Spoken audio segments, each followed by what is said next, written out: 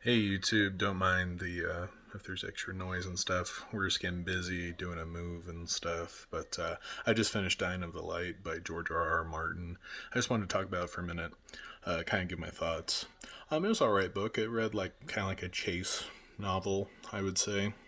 There were some fantasy tones. You could tell that George R. R. Martin's more of a fantasy writer. I guess in kind of comparing like Frank Herbert to George R. R. Martin, I can see where George R. R. Martin took a lot of inspiration from Frank Herbert, frankly, in a lot of the stuff he does. I mean, even in Game of Thrones, like Face Dancers, things like that. Um, Dune has inspired many things. Anyway, Dying of the Light. I feel like its message at large, and I just finished it, so I wanted to get this recorded while it was fresh. So I guess, if anything, it reflects how people crave purpose, and when they don't have one, and when they feel they're on the outside of a culture, they they may behave recklessly to offer themselves in a way to that culture, even if it's against their well-being. I guess you could say outsiders are outsiders, kind of thing. It had some twists and turns. It was kind of interesting, but yeah, it read like a chase novel, definitely. Yeah, it was all right. I didn't mind that I read it.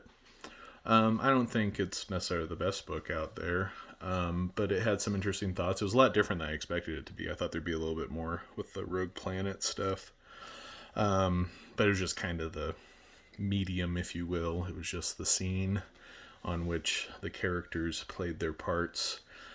But it was an interesting book. I think it just does reflect how people are hungry for purpose, and that really came across. So interesting. Um, I guess it keeps somewhat with the George R. R. Martin tone of doing, I guess, some of the unexpected, that sort of thing.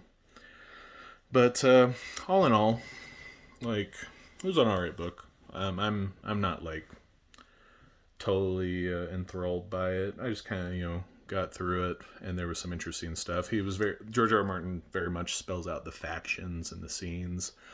There was an element to the story that I won't spoil it, but I will say this: he does emphasize that when you have a culture of killers, they will justify it however they can.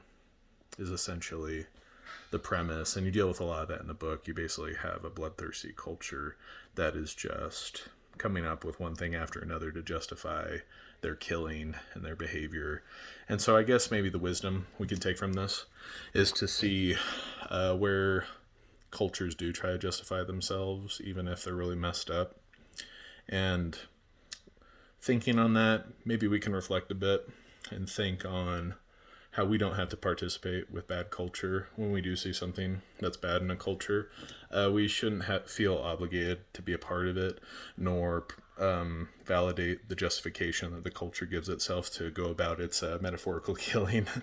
But yeah, that's kind of, I guess, the wisdom I got from it. So take it for what you will. I think maybe I'd probably give it 4 out of 5 stars. Like, it wasn't like crazy good, but I enjoyed it. I don't mind that I read it.